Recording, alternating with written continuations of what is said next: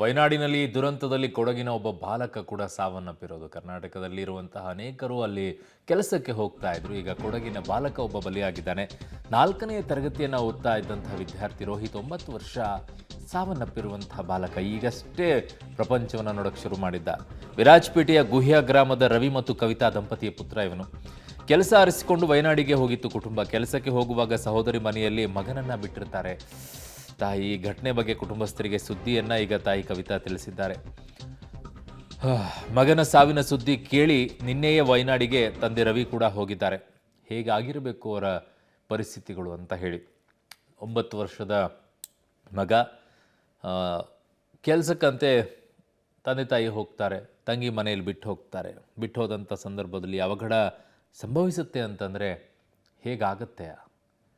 ಹೋದರೆ ಎಲ್ಲರೂ ಹೋಗ್ಬಿಟ್ರೆ ಕಣ್ಣು ಮುಚ್ಕೊಂಡು ಸುಮ್ಮನೆ ಇದ್ದು ಬಿಡ್ಬೋದೇನಪ್ಪ ಅಂತೇಳಿ. ಬಟ್ ಆ ಒಂದು ಕುಟುಂಬದಲ್ಲಿ ಅಪ್ಪ ಅಮ್ಮ ಇದ್ದುಬಿಟ್ಟು ಮಗ ಹೋದರೆ, ಇಲ್ಲ ತಾಯಿ ಹೋಗ್ಬಿಟ್ಟು ಮಗ ಮತ್ತು ತಂದೆ ಉಳ್ಕೊಂಡ್ರೆ ಹೆಂಗೆ ಅನಿಸುತ್ತೆ ಆ ಕುಟುಂಬಗಳ ಪರಿಸ್ಥಿತಿ? ಹೆಂಗೆ ಫೇಸ್ ಮಾಡ್ತೇವೆ ಜೀವನ ಪರ್ಯಂತ ಅಂತೇಳಿ. ಹಿಡಿ ಶಾಪ ಹಾಕ್ತದೇ ಇರ್ತಾರೆ ಈ ಪ್ರಪಂಚಕ್ಕೆ, ಈ ಪ್ರಕೃತಿಗೆ, ದೇವರಿಗೆ ಬೈತಾನೇ ಇರ್ತಾರೆ ಅವ್ರು ಇಡೀ ಜೀವನ ಪರ್ಯಂತ. ಮನೆಯಲ್ಲಿ ಸಹಜವಾಗಿಯೇ ಏನೋ ಒಂದು ಸಣ್ಣ ಪುಟ್ಟ ಸಾವು ಆಗಿಬಿಟ್ರೆ ಅದನ್ನೇ ನಾವು ಯಾವ ರೀತಿಯಾಗಿ ಹಿಡಿ ಶಾಪವನ್ನು ಹಾಕ್ತಾ ಇರ್ತೀವಿ. ಇಲ್ಲಿ ನೋಡಿ, ಬಾಲಕ 9 ವರ್ಷದ ಬಾಲಕ ಇವನೇ ಈಗ ವಿರಾಜಪೇಟೆಯ ಗುಹ್ಯ ಗ್ರಾಮದ ರವಿ ಮತ್ತು ಕವಿತಾ ದಂಪತಿ ರೋಹಿತ್ ಅಂತ ಹೇಳಿ. ಸೊ ಈಗ ಅವನು ಸಾವನ್ನಪ್ಪಿದ್ದಾನೆ ಇದೇ ಘಟನೆಯಲ್ಲಿ. ವಯನಾಡಿನ ಗುಡ್ಡದಲ್ಲಿ ಈಗ ಏನೋ ಭೂಕುಸಿತ ಆಯಿತು, ಅದಕ್ಕೆ ಈಗ ಬಾಲಕ ಕೂಡ ಬಲಿಯಾಗಿದ್ದಾನೆ. ಅದು ವಿರಾಜಪೇಟೆಯ ಗುಹ್ಯ ಗ್ರಾಮದ ರವಿ ಮತ್ತು ಕವಿತಾ ದಂಪತಿಯ ಪುತ್ರ 9 ವರ್ಷದ ರೋಹಿತ್ ಅಂತ ಹೇಳಿ. ಕೆಲಸ ಅಂತ ಹುಡ್ಕೊಂಡು ವಯನಾಡಿಗೆ ತುಂಬ ಜನ ಕನ್ನಡಿಗರು ವಯನಾಡಲ್ಲಿ ಕೆಲಸಕ್ಕೆ ಹೋಗ್ತಾರೆ. ಕಾರಣ ಎಸ್ಟೇಟ್ಗಳಿದ್ದಾವೆ, ರೆಸಾರ್ಟ್ಗಳಿದೆ, ಹೋಮ್ ಸ್ಟೇಗಳಿದ್ದಾವೆ. ಅವುಗಳೆಲ್ಲ ಕೆಲಸ ಮಾಡೋಕ್ಕೆ ಅಂತ ಹೇಳಿ ಹೋಗ್ತಾರೆ. ಎಸ್ಟೇಟ್ಗಳಲ್ಲಿ ಅತಿ ಹೆಚ್ಚಾಗಿ ಕೆಲಸ ಮಾಡೋಕ್ಕೆ ಹೋಗೋದು. ಅವರೆಲ್ಲ ಹೋದಂಥ ಸಂದರ್ಭದಲ್ಲಿ ಆಗಿರುವಂತಹ ಅವಘಡ ಇದು. ಪಾಪ ಅವ್ರ ನಿರೀಕ್ಷೆ ಗೊತ್ತಾಗಿರಲಿಕ್ಕಿಲ್ಲ ಇದು. ಇನ್ನು ಆ ಪಾಪ ರೋಹಿತ್ ಅವರ ಮಾವ ಡಕ್ಲಾಶ್ ಅಂತ ಹೇಳಿ ನಮ್ಮ ಜೊತೆಗಿದ್ದಾರೆ. ನಮಸ್ಕಾರ ಸರ್. ಹಲೋ ಹಲೋ, ನಮಸ್ಕಾರ ಸರ್, ಕೇಳಿಸ್ತಾ ಇದೆ ನನ್ನ ಧ್ವನಿ? ಏನಾಯಿತು ನಿಮ್ಗೆ? ಹೇಗೆ ಮಾಹಿತಿ ಗೊತ್ತಾಯಿತು? ಯಾವಾಗ ಗೊತ್ತಾಯಿತು? ಏನಾಯಿತು ಅಂತ? ಸರ್ ಅವತ್ತು ರಾತ್ರಿ ಹ್ಞೂ ನಮ್ಮ ತಂದೆಗೆ ಹುಷಾರಿಲ್ಲ ಅಂತೇಳಿ, ನಮ್ದು ತಂದೆಗೆ, ನಮ್ಮ ತಂಗಿದ ಮಗ ಅವ್ರು ತೀರೋಗಿದ್ದು. ಹ್ಞೂ ನಮ್ದು ತಂದೆಗೆ ಹುಷಾರಿಲ್ಲ ಅಂತೇಳಿ ಬಂದಿದ್ದು. ಹ್ಞೂ ಅವರು ಮಗ ಅದೇ ನೋಡ್ಬಿಟ್ಟು ಹೋಗುವಾಗ ಹ್ಞೂ ಈ ಥರ ಸಮಸ್ಯೆ ಎಲ್ಲ ಕೇಳ್ಬಿಟ್ಟು ಅಲ್ಲಿ ಬಂದಿದ್ದು ಸರ್. ಅವ್ರು ಇರೋದು ಬೇರೆ ಜಾಗದಲ್ಲಿ ಇತ್ತಿದ್ದು, ಅವ್ರು ಇರೋದು ಅಲ್ಲಿ ಇಲ್ಲಿ ಮುಂಡಕೈ ಅಕ್ಕನ ಮನೇಲಿ ತಕೊಂಡೋಗಿ ಬಿಟ್ಟಿದ್ದವಲ್ಲ ಆ ಮಗನ. ಅಕ್ಕನ ಮನೇಲಿ ಬಿಟ್ಟು ಹೋಗಿದ್ರ ಅವನನ್ನ? ಬಿಟ್ಟು ಹೋಗಿದ್ದು. ಅವ್ರ ಅಕ್ಕನ ಮನೆ ಇದ್ದಿದ್ದು ಎಲ್ಲಿ? ಮುಂಡಕೈ. ಮುಂಡಕೈಯಲ್ಲಿ ಇದ್ದಿದ್ದು. ಇವ್ರು ಕೆಲಸ ಮಾಡಕ್ಕೆ ಹೋಗಿದ್ದು ಎಲ್ಲಿ ಸರ್? ಕೆಲಸ ಮಾಡಕ್ಕೆ ಹೋಗಿದ್ದು ವಡಗರ. ಹಾಂ ಹಾಂ ಹಾಂ, ಓಕೆ. ಮನೆ ಕೆಲಸಕ್ಕೆ ಹೋಗಿದ್ದು ಸರ್. ಈಗ ಅವ್ರ ಅಕ್ಕನ ಮನೆ ಅಕ್ಕ ಅವರೆಲ್ಲ ಹೇಗಿದ್ದಾರೆ? ಅವ್ರಿಗೂ ಅದೇ ಸಮಸ್ಯೆನಾ ಈಗ? ಹೌದೌದು, ಅಕ್ಕ ಇದ್ದಾರೆ, ಅಕ್ಕ ಮಗ ಇದ್ದಾರೆ. ಅವರು ಇಲ್ಲಿ ತಂದೆನ ನೋಡಕ್ಕೆ ಬೇರೆ ಕಡೆ ಹೋಗಿದ್ದು. ಹಾಂ. ಅಕ್ಕಂದು ಗಂಡ ಮತ್ತು ಅಕ್ಕಂದು ಮಗಳು ಅವರು ತೀರಿದ್ರು.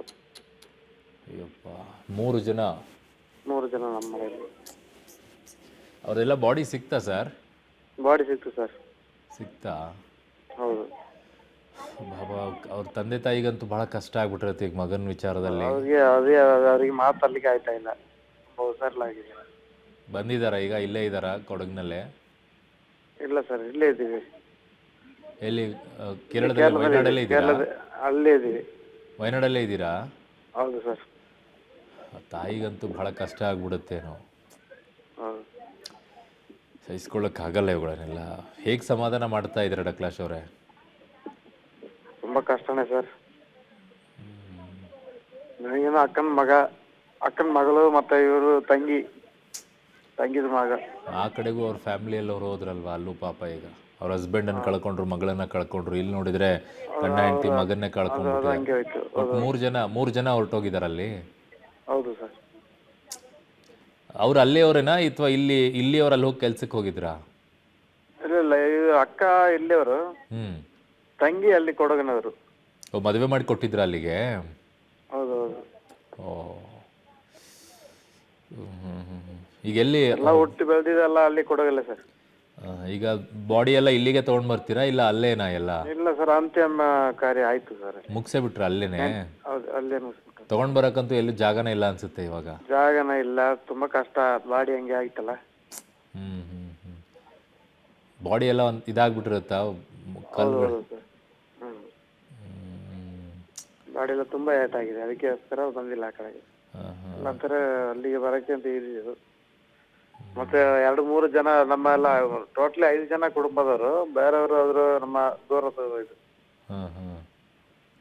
ಸೊ ನಿಮ್ಮ ಕುಟುಂಬದಲ್ಲೇ 5 ಜನ ಹೋಗಿರೋದಾ? ಹೌದು, ನಮ್ಮ ಕುಟುಂಬದಲ್ಲೇ 5 ಜನ. ಅಯ್ಯಪ್ಪ, ಎಲ್ಲರದು ಬಾಡಿ ಸಿಕ್ಕಾಯ್ತಾ? ಎಲ್ಲರದ್ದು ಬಾಡಿ ಸಿಕ್ಕೈತೆ. ನಿಮಗೆ ಗೊತ್ತಿರೋಂಗೆ ಅಲ್ಲಿ ಹೆಂಗಿದೆ ಅಂತ ಇನ್ನೂ ಪರಿಸ್ಥಿತಿ ಡಕ್ಲಾಶ್ ಅವರೇ? ಪರಿಸ್ಥಿತಿ ನೀ ಹಂಗೇನೆ ಸರ್, ಇನ್ನೂ ಬಾಡಿ ಸಿಗ್ತಾನೆ ಉಂಟು. ಮಳೆ ಭೂಮಿ ನೆಲಕ್ಕೆ ಅಡಿಯಲ್ಲಿ ಹೋಗಿದ್ದ ಜನ ಸುಮಾರು ಇದ್ದಾರೆ. ತುಂಬಾ ಜನ ಇದ್ದಾರಂತೀರಾ? ತುಂಬಾ ಜನ ಇದ್ದಾರೆ. ಹೆಂಗಾದ್ರೂ ಇನ್ನೂ ನಮಗೆ ಗೊತ್ತಿರೋದ್ರಲ್ಲಿ ಒಂದು 200 ಜನ ಇರಬೇಕು. ಇನ್ನೂ ಕೆಳಗಡೆಗೆ ಇರಬೇಕು. ಇನ್ನು ಸಿಕ್ಕಿಲ್ಲ ಬಾಡಿ ಅವ್ರದ್ದೆಲ್ಲ. ಏಪ್ಪ, ಆಯಿತು. ಈಗ ಅವರ ತಾಯಿ ಮತ್ತು ತಂದೆಗೇನೆ ಸಮಾಧಾನ ಮಾಡಬೇಕು ಈಗ ನೀವೇ. ಆಯಿತಾ? ಓಕೆ, ಧನ್ಯವಾದಗಳು ಡಕ್ಲಾಶ್ ಅವರೇ ಪಬ್ಲಿಕ್ ಟಿ ಜೊತೆ ಮಾತಾಡಿದ್ದಕ್ಕೆ. ಕೇರಳದ ವೈನಾಡಿನ ಮೇಪಾಡಿಯಲ್ಲಿ ಸಂಭವಿಸಿದ ಪ್ರಾಕೃತಿಕ ವಿಕೋಪದಲ್ಲಿ ಸಾಕಷ್ಟು ಜನರು ಈಗಾಗಲೇ ಸತ್ತಿರ್ತಕ್ಕಂಥದ್ದು. ಅಷ್ಟೇ ಅಲ್ಲದೆ ಇದೀಗ ಕೊಡಗಿನ ಬಾಲಕನೋರ್ವ ಕೂಡ ಆ ಒಂದು ಪ್ರಕೃತಿ ವಿಕೋಪಕ್ಕೆ ತುತ್ತಾಗಿದ್ದಾನೆ ಅನ್ನೋದು ಕೂಡ ಇದೀಗ ಮೇಲ್ನೋಟಕ್ಕೆ ಮಾಹಿತಿ ಸಿಗ್ತಾ ಇದೆ. ಅಷ್ಟೇ ಅಲ್ಲದೆ ಕೊಡಗಿನ ವಿರಸ್ಪೇಟೆ ತಾಲೂಕಿನ ಗುಹ್ಯ ಗ್ರಾಮದಲ್ಲಿ 4ನೇ ತರಗತಿ ಓದುತ್ತಂತಹ ವಿದ್ಯಾರ್ಥಿನೋರ್ವ ಇದೀಗ ಮೃತಪಟ್ಟಿರುವುದು ಕೂಡ ಇದೀಗ ಸ್ಥಳೀಯರು ಹೇಳುವಂಥ ಮಾತುಗಳು. ಸಾಕಷ್ಟು ಬಡ ಕುಟುಂಬದ ಮನೆ, ಕೂಲಿ ಕಾರ್ಮಿಕರಾಗಿ ಕೆಲಸವನ್ನು ಮಾಡ್ತಿದ್ರು. ಇವತ್ತು ಈ ಒಂದು ಇರ್ತಕ್ಕಂಥ ಮನೆ ಏನಿದೆ, ಈ ಲೈನ್ ಮನೆಯಲ್ಲಿ ಸಂಪೂರ್ಣವಾಗಿ ನೀರವ ಮೌನ ಕೂಡ ಆವರಿಸಿರ್ತಕ್ಕಂಥದ್ದು. ಏಕೆಂದರೆ ಆ ಕೇರಳದಲ್ಲಿ ಸಾಕಷ್ಟು 150ಕ್ಕೂ ಅಧಿಕ ಜನರು ಪ್ರಾಣವನ್ನು ಈಗಾಗಲೇ ಮೃತಪಟ್ಟಿದ್ರೆ, ಮತ್ತೊಂದೆಡೆ ಕರ್ನಾಟಕದ ಕನ್ನಡಿಗರಿಗೂ ಕೂಡ ಮೃತಪಟ್ಟವರ ಸಂಖ್ಯೆ ಕೂಡ ಹೆಚ್ಚಾಗ್ತಾನೇ ಇದೆ. ಅದರಲ್ಲೂ ಕೂಡ ಕೊಡಗಿನ ಬಾಲಕನೋರ್ವ ಸತ್ತಿರ್ತಕ್ಕಂಥದ್ದು. ಹೀಗಾಗಿ ಒಂದು ರೀತಿ ಈ ಒಂದು ಗುಹ್ಯ ಗ್ರಾಮದಲ್ಲಿ ಶೋಕ ಮಡಗಟ್ಟಿರ್ತಕ್ಕಂಥದ್ದು. ಈಗಾಗಲೇ ಇಲ್ಲಿರ್ತಕ್ಕಂಥ ಏನು ಲೈನ್ ಮನೆಯ ಕಾರ್ಮಿಕರು ಯಾರಿದ್ದಾರೆ ಅವರೆಲ್ಲರೂ ಕೂಡ ಇದೀಗ ಆ ಹುಡುಗನ ನೆನ್ಕೊಳ್ತಾ ಇದ್ದಾರೆ. ಯಾಕಂದರೆ ಪ್ರತಿ ಬಾರಿನೂ ಕೂಡ ಈ ಹುಡುಗ ಇಲ್ಲೇ ಸುತ್ತಮುತ್ತ ಆಟ ಆಡ್ಕೊಂಡಿರ್ತಿದ್ದ, ಇಲ್ಲೇ ಶಾಲೆ ಸಮೀಪದಲ್ಲಿ ಇರ್ತಕ್ಕಂಥದ್ದು, ಇಲ್ಲಿಂದನೇ ಮನೆಯಿಂದನೇ ನೇರವಾಗಿ ಶಾಲೆ ಕೂಡ ಹೋಗ್ತಿದ್ದ. ಹೀಗಾಗಿ ಒಂದು ರೀತಿ ಅವರಿಗೆ ದುಃಖ ಮುಡುಗಟ್ಟಿರ್ತಕ್ಕಂಥದ್ದು ಈ ಒಂದು ಜಾಗದಲ್ಲಿ. ಸೊ ಅವ್ರನ್ನೇ ಮಾತಾಡ್ಸೋಣ. ಇಲ್ಲೊಬ್ಬರು ಸ್ಥಳೀಯರೊಬ್ಬರು ಇದ್ದಾರೆ. ಮೇಡಮ್, ನಿಮ್ಮ ಜೊತೆ ಆ ಹುಡುಗ ಹೆಂಗೆ ಒಡನಾಟ ಹೇಗಿತ್ತು? ನಮ್ಮ ಮನೆ ಪಕ್ಕನೇ ಅವರು ವಾಸ ಇದ್ದರು. ಒಂದು ವರ್ಷ ಹುಡುಗನ ಹೆಸರು ರೋಹಿತ್ ಅಂತ. ಇಲ್ಲೇ ಗುಹ್ಯ ಸ್ಕೂಲಲ್ಲಿ ಓದ್ತಾ ಇದ್ದ, 4ನೇ ಕ್ಲಾಸ್ ಓದ್ತಾ ಇದ್ದಾನೆ. 9 ವರ್ಷ ಆಗಿದೆ. ನಮ್ಮ ಕಣ್ಣು ಮುಂದ್ಗಡೆನೇ ಆಟ ಆಡಿ, ನಮ್ಮ ಮಕ್ಕಳೊಟ್ಟಿಗೆಲ್ಲ ಖುಷಿಯಾಗಿ ಆಟ ಆಡಿ ಇವತ್ತು ಈ ಥರ ಒಂದು ಘಟನೆಯಲ್ಲಿ ಸಿಕ್ಕಾಕೊಂಡಿದ್ದಾನೆ. ಯಾರು ಯೋಚನೆ ಮಾಡೋದಂಥ ಘಟನೆ ಇದು. ತುಂಬ ಬೇಸರವಾಗ್ತಾ ಇದೆ ನಮಗೆಲ್ಲ. ನಮಗೆ ಕೂಡ ನೋಡೋಕ್ಕೆ ಸಿಕ್ಕದ ಒಂದು ಘಟನೆಯಲ್ಲಿ ನಾವು ಇದ್ದೀವಿ. ತುಂಬ ಬೇಸರ ಆಗ್ತಾ ಇದೆ. ದೇವರು ಅವನ ಆತ್ಮಕ್ಕೆ ಶಾಂತಿ ಕೊಡಬೇಕಾಗಿ ನಾವು ಬೇಡ್ಕೊಳ್ತಾ ಇದ್ದೀವಿ. ಏನಕ್ಕೋಸ್ಕರ ಕೇರಳಕ್ಕೆ ಹೋದ? ಇಲ್ಲೇ ಶಾಲೆ ಇತ್ತು, ಶಾಲೆಗೆ ಇತ್ತೀಚಿನ ದಿನಗಳ ಮಳೆ ಇರೋದ್ರಿಂದ ರಜಾ ಕೊಟ್ಟಿದ್ರು. ಆ ಹುಡುಗ ಏನಕ್ಕೆ ಹೋಗಿದ್ದ ಅಲ್ಲಿಗೆ? ಅವರು ಸ್ವಲ್ಪ ಮನೆಯಲ್ಲಿ ಸ್ವಲ್ಪ ಕಷ್ಟ, ಅವ್ರಿಗೆ ಇಲ್ಲಿ ಕೆಲಸ ಮಾಡಿ ಇದು ಮಾಡಲಿಕ್ಕೆ ಆಗಲಿಲ್ಲ. ಅದಕ್ಕೋಸ್ಕರ ಅವ್ರ ತಾಯಿ ಬಂದು ಕೇರಳಕ್ಕೆ ಹೋಗಿದ್ದಾರೆ. ಅವ್ರ ತಾಯಿನ ಬಿಟ್ಟು ಅವ್ರ ಮಗ ಇರೋದಿಲ್ಲ. ಅದಕ್ಕೆ ಜೊತೆಗೆ 1 ತಿಂಗಳು ಸ್ಕೂಲ್ ಹೋದ್ರೂ ಪರವಾಗಿಲ್ಲ ಅಂತೇಳಿ ಕರ್ಕೊಂಡು ಹೋಗಿದ್ದಾರೆ. ಅವ್ರ ಕಷ್ಟಕ್ಕೆ ಅವ್ರು ಕರ್ಕೊಂಡು ಹೋಗಿದ್ದಾರೆ. ಬಟ್ ಈ ಥರ ಆಗುತ್ತೆ ಅಂತ ಯಾರೂ ಅಂದ್ಕೊಂಡಿಲ್ಲ. ಅವ್ರ ತಾಯಿ ಅವರು ಕೆಲಸ ಮಾಡೋ ಜಾಗದಲ್ಲಿಂದ ಸ್ವಲ್ಪ ದೂರ ಅವ್ರ ಅಕ್ಕನ ಮನೇಲಿ ಬಿಟ್ಟು ಹೋಗಿದ್ರು. ಆ ಸ್ಥಳದಲ್ಲಿ ಈ ಥರ ಒಂದು ಘಟನೆ ಆಗಿದೆ. ತಾಯಿ ಕೂಡ ಸುರಕ್ಷಿತವಾಗಿದ್ದಾರಲ್ಲ? ತಾಯಿ ಸಹ ಕಾಣೆ ಆಗಿದ್ದಾರೆ ಹೇಗೆ? ಇಲ್ಲ, ತಾಯಿ ಬಂದು ಅವರ ತಾಯಿಯ ಅಕ್ಕನ ಮನೇಲಿ ಆ ಮಗುವನ್ನು ಬಿಟ್ಟು ತಾಯಿ ಬೇರೆ ಕಡೆಯಲ್ಲಿ ಕೆಲಸ ಮಾಡ್ತಾ ಇದ್ರು. ಆ ಅಕ್ಕನ ಮನೆಯಲ್ಲಿ ಇದ್ದವರಿಗೆ ಈ ತರ ಒಂದು ಘಟನೆ ನಡೆದಿದೆ. ತಾಯಿ ಎಷ್ಟು ಜನ ಹೋಗಿದ್ರು ಅವ್ರ ಅಕ್ಕನ ಮನೆಯಲ್ಲಿ? ಅಕ್ಕ ಸೇರಿದಂತೆ ಎಲ್ಲರೂ ಹೋಗಿದ್ದಾರೆ ಹೇಗೆ? ಅಕ್ಕ ಬಂದು ಆ ದಿವಸ ಅಂತ ನೋಡಿ ಅವರು ಊರಿಗೆ ಹೋಗಿದ್ದಾರೆ. ಅವ್ರ ಅಕ್ಕನ ಗಂಡ, ಅವ್ರ ಮಗ, ಮತ್ತೆ ಈ ನಮ್ಮ ಊರಿಂದ ಹೋದ ಒಂದು ಚಿಕ್ಕ ಮಗು ಅವರು ಮೃತಪಟ್ಟಿದ್ದಾರೆ. ಅವ್ರ ಮನೆಯಲ್ಲಿ 3 ಜನ ಮೃತಪಟ್ಟಿದ್ದಾರೆ. ನಿಮಗೆ ಯಾವಾಗ ಗೊತ್ತಾಯ್ತು ಈ ಹುಡುಗ ಇಲ್ಲಿ ಡೆತ್ ಆಗಿದ್ದಾನೆ? ವೈನಾಡಲ್ಲಾದಂತಹ ಪ್ರಕರಣದಲ್ಲಿ ಈ ಹುಡುಗನು ಡೆತ್ ಆಗಿದ್ದಾನೆ ಅಂತ ನಿಮ್ಗೆ ಹೆಂಗ್ ಗೊತ್ತಾಯ್ತು? ನಮಗೆ ಡೆತ್ ಆಗಿದ್ದಾನೆ ಅಂತ ಇವತ್ತೇ ಗೊತ್ತಾಗಿದ್ದು. ಅವ್ರ ಮನೆಯವರು, ಅವ್ರ ಹಸ್ಬೆಂಡ್ ಇಲ್ಲೇ ಇದ್ರು, ನಮ್ಮ ಮನೆ ಪಕ್ಕನೇ ಇರೋದು. ಅವರು ಇವತ್ತು ಬೆಳಗ್ಗೆನೆ ವಿಚಾರ ತಿಳ್ಕೊಂಡು ನನ್ನ ಮಗನ ನೋಡಕ್ ಹೋಯ್ತೀನಿ, ಅವನು ಈ ತರ ಆಗಿದ್ದಾನೆ, ನಾನು ನ್ಯೂಸ್ ನೋಡಿದೆ, ನನಗೂ ಫೋನ್ ಮಾಡಿದ್ರು ಅಂತೇಳಿ ಕೇಳಿಕೊಂಡು ಅವರು ಹೋಗಿದ್ದಾರೆ. ಅವರು ಹೋದ ಮೇಲೆ ನಮಗೆ ಗೊತ್ತಾಗಿದ್ದು ಮಗ ಮೃತಪಟ್ಕೊಂಡಿದ್ದಾನೆ ಅಂತ. ಇಲ್ಲಿಂದ ತುಂಬ ಜನ ಹೋಗಿದ್ದಾರೆ ಅವ್ರ ಜೊತೆಗೆ, ಇಲ್ಲ ಅವರೊಬ್ಬರೇ ಹೋದ್ರು? ತಂದೆನೂ ಇನ್ನೊಬ್ಬ ಎರಡನೇ ಮಗನೂ ಹೋಗಿದ್ದಾರೆ. ಅವರಿಬ್ಬರೇ ಇಲ್ಲಿದ್ದಿದ್ದು. ತಾಯಿನೂ ಚಿಕ್ಕ ಮಗನೂ ಮಾತ್ರ ಕೇರಳಕ್ಕೆ ಹೋಗಿದ್ದಾರೆ. ತಂದೆನೂ ಮಧ್ಯ ಮಗ ಮಾತ್ರ ಇಲ್ಲಿದ್ದೀವಿ. ಈಗ ನಿಮ್ಗೆ ಬೇಜಾರಾಗ್ತಿದೆ, ಯಾಕಂದ್ರೆ ನಿಮ್ಮ ಜೊತೆನೇ ಓಡಾಡ್ಕೊಂಡಿದ್ದ, ನಿಮ್ಮ ಮನೆಗೂ ಬರ್ತಾ ಇದ್ದ? ಹೇಗೆ? ಹೌದು, ನಮ್ಮ ಜೊತೆನೇ ಇದ್ದ, ನಮ್ಮೊಟ್ಟಿಗೆ ನೀರಿಗೆ ಬರ್ತಾ ಇದ್ದ, ನಮ್ಮ ಮಕ್ಕಳೊಟ್ಟಿಗೆ ಎಲ್ಲರಿಗೂ ಆಟ ಆಡ್ತಾ ಇದ್ದ. ತುಂಬ ಬೇಸರವಾಗ್ತಾ ಇದೆ. ನಮಗೆ ನೋಡೋಕ್ಕೆ ಕೂಡ ಸಿಗದ ಥರ ಒಂದು ಮೃತಪಟ್ಟಿದ್ದಕ್ಕೆ ತುಂಬ ಬೇಸರ ಆಗ್ತಾ ಇದೆ ಸರ್. ಇದು ಸ್ಥಳೀಯ ನೆರೆಯ ಮನೆಯವರು ಹೇಳುವಂಥ ಮಾತುಗಳು. ಮತ್ತೊಬ್ಬರು ಕೂಡ ಇದ್ದಾರೆ, ಈ ಗ್ರಾಮದ ಯುವಕರೊಬ್ಬರು ಉದಯ್ ಅಂತ, ಅವ್ರನ್ನ ಕೇಳೋಣ. ನಿಮಗೆ ಯಾವ ರೀತಿ ಮಾಹಿತಿ ಬಂತು, ಮತ್ತು ನೀವು ಯಾವ ರೀತಿ ಅವರಿಗೆ ಧೈರ್ಯವನ್ನು ತುಂಬುವಂಥ ಕೆಲಸವನ್ನು ಮಾಡಿದ್ರಿ? ನಮಗೆ ಇದೇ ನ್ಯೂಸ್ ನೋಡಿ ಬೆಳಿಗ್ಗೆ ನಮಗೆ ವಿಷಯ ಗೊತ್ತಾಗಿದೆ. ಅಂದರೆ ನಮ್ಮ ಶಾಲೆ ಅಲ್ಲಿಗೆ ಬರ್ತಾಯಿದ್ರು, ಅಂದರೆ ಡೈಲಿ ನಮ್ಮ ಮನೆ ಹತ್ರ ಬಂದು ಆಟ ಆಡ್ಕೊಂಡು ಇರ್ತಿದ್ರು. ಅಂದರೆ ಈ ಥರ ನಮಗೆ ನ್ಯೂಸ್ ಗೊತ್ತಾದ ಮೇಲೆ ತುಂಬ ಬೇಜಾರಾಗ್ತಿದೆ. ಹಾಗೆ ನಾವು ಎಲ್ರಿಗೂ ವಿಷಯ ತಿಳಿಸಿದ್ವಿ. ಹಾಗೆ ನಮ್ಮ ನೆರೆಹೊರೆ ಎಲ್ಲ ಮಕ್ಕಳಿಗೂ ಮತ್ತು ಶಾಲೆ ಮುಖ್ಯೋಪಾಧ್ಯಾಯರು ಎಲ್ಲರಿಗೂ ತಿಳಿಸಿದ್ವಿ. ಎಲ್ಲರೂ ತುಂಬ ಬೇಜಾರು ವ್ಯಕ್ತಪಡಿಸಿದ್ದಾರೆ. ಹೇಗೆ ಒಂದು ಚಟುವಟಿಕೆ ಹೇಗಿತ್ತು ಈ ಮನೆಯ ಸುತ್ತಮುತ್ತ ನೀವು ನೋಡ್ದಂಗೆ? ಅಂದರೆ ತುಂಬ ಕಡುಬಡತನ ಅವ್ರದ್ದು ಫ್ಯಾಮಿಲಿ. ಎಲ್ಲರೂ ಕೂಲಿ ಕೆಲಸ ಮಾಡ್ಕೊಂಡು ಜೀವನ ಸಾಗಿಸ್ಬೇಕು. ಅದರಲ್ಲಿ ತಾಯಿ ಏನು ಮಾಡಿದ್ದಾರೆ, ಈ ಕೆಲವು ದಿನಗಳಿಂದ ಕೇರಳಕ್ಕೆ ಹೋಗಿ ಕೆಲಸ ಮಾಡ್ತೀನಿ ಅಂತೇಳಿ ಹೋಗಿದ್ದಾರೆ ಮನೆಯಿಂದ. ಹೋದ ಸಂದರ್ಭದಲ್ಲಿ ಈ ಥರ ಅನಾಹುತ ಸಂಭವಿಸಿದೆ. ಏನು ಕೆಲಸ ಮಾಡ್ತಿದ್ರು ಅವ್ರ ತಂದೆ ತಾಯಿ? ಅಂದರೆ ತೋಟದಲ್ಲಿ ಕೂಲಿ ಕೆಲಸ ಮಾಡ್ತಿದ್ರು. ತಾಯಿ ಇವಾಗ ಕೇರಳದಲ್ಲಿ ಮನೆ ಕೆಲಸಕ್ಕೆ ಅಂತ ತೆರಳಿದ್ದಾರೆ. ತೆರಳಿದ ಸಂದರ್ಭ ಮಗನನ್ನು ಅಕ್ಕನ ಮನೆ ಬಿಟ್ಟು ಹೋಗಿದ್ದಾರೆ. ಆ ಸಂದರ್ಭ ಈ ಥರ ಒಂದು ದುರ್ಘಟನೆ ನಡೆದಿದೆ. ಈಗ ನಿಮ್ಮ ಗ್ರಾಮಕ್ಕಿಡೀ ಒಂಥರ ನೀರವಮಾನ ಹೇಗೆ? ಅಂದರೆ ಅವ್ರು ಮೊದಲಿದ್ದು ಪಲ್ಲಕ್ಕ ಟಾಟಾ ಕಾಫಿ ಎಸ್ಟೇಟಲ್ಲಿ, ಅಲ್ಲಿಂದ ಬಿಟ್ಟು ಇವಾಗ ಬಾಡಿಗೆ ಮನೆಗೆ ಬಂದಿದ್ದಾರೆ. ಬಂದು ಒಂದು 6 ತಿಂಗಳು ಆಗಿರ್ಬೋದು. ಆ ಸಮಯದಲ್ಲಿ ಈ ಥರ ಆಗಿದೆ ಅಂದರೆ ತುಂಬ ಬೇಜಾರಾಗ್ತಿದೆ. ಹುಡುಗ ಓಡಾಡ್ಕೊಂಡು ಚೆನ್ನಾಗಿ, ಹೌದು, ಎಲ್ಲರ ಜೊತೆ ಚೆನ್ನಾಗಿ ಆಟ ಆಡಿಕೊಂಡು, ಎಲ್ಲ ಮಕ್ಕಳ ಜೊತೆ ಆಟ ಆಡ್ಕೊಂಡು ಚೆನ್ನಾಗಿರ್ತಿದ್ದ.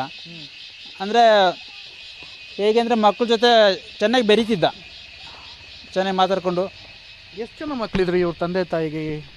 ಅವರಿಗೆ 3 ಜನ ಮಕ್ಕಳು. ಒಂದು ಹುಡುಗ ಬಂದು ತಮಿಳ್ನಾಡಲ್ಲಿ ಓದ್ತಾ ಇದ್ದಾನೆ. ಇನ್ನೊಬ್ಬ ನಮ್ಮ 2 ಮಕ್ಕಳು ನಮ್ಮ ಗುಯಸಲ್ಲಿ ಓದ್ತಾಯಿದ್ರು. ಅದ್ರಲ್ಲಿ ಇವನು ಸಣ್ಣವನು, ಲಾಸ್ಟ್ ಅವನು. ಎರಡನೇ ಮಗ ಒಂದು 8ನೇ ಕ್ಲಾಸ್ ಪಾಸಾಗಿ 9th ಸ್ಟ್ಯಾಂಡರ್ಡ್ ಓದ್ತಾ ಇದ್ದಾನೆ. ಎಲ್ಲರಿಗೂ ಕೂಡ ಸಂಪೂರ್ಣವಾಗಿ ಬೇಸರ ಉಂಟಾಗ್ತಾ ಇದೆ. ಏನು ತುಂಬ ಬೇಜಾರಾಗ್ತಿದೆ. ಅಂದರೆ ನಮ್ಮ ಈ ಗ್ರಾಮಸ್ಥರ ಜೊತೆ ಎಲ್ಲ ಓಡಾಡ್ಕೊಂಡು ಮಗ ಈ ಥರ ಡೆತ್ ಆಗಿದೆ ಅಂದರೆ ತುಂಬ ಬೇಜಾರಾಗುತ್ತೆ.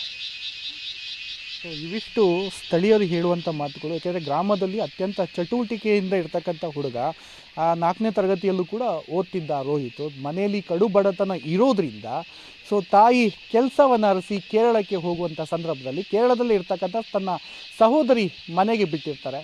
ಆದರೆ ವಿಧಿ ಆಟವೇ ಬೇರೆ ಆಗಿರುತ್ತೆ. ಅಂದಿನ ದಿನಕ್ಕೆ ಬೆಳಗಿನ ಆ ದಿನ ದುರ್ಘಟನೆ ಏನು ಸಂಭವಿಸ್ತೋ ಅದರಲ್ಲಿ ಕೊಡಗಿನ ಬಾಲಕನೊಬ್ಬ ಮೃತಪಟ್ಟಿರ್ತಕ್ಕಂಥದ್ದು ಎಲ್ಲರಿಗೂ ಕೂಡ ಇದೀಗ ಶೋಕ ಮುಡುಗಟ್ಟಿದೆ ಅಂತಲೇ ಹೇಳ್ಬೋದು. ಕ್ಯಾಮ್ರಾಮನ್ ಶಿವು ಜೊತೆ ಮಲ್ಲಿಕಾರ್ಜುನ್, ಪಬ್ಲಿಕ್ ಟಿವಿ, ಮಡಿಕೇರಿ.